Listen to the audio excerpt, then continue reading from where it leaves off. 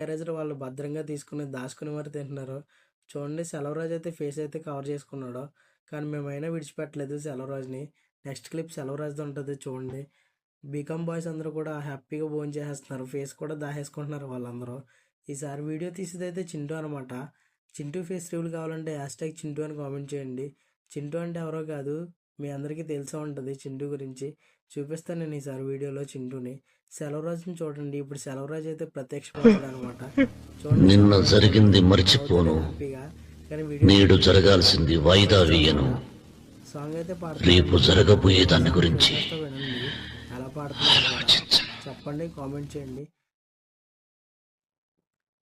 ఇంక కాలేజ్ అయితే అయిపోయింది.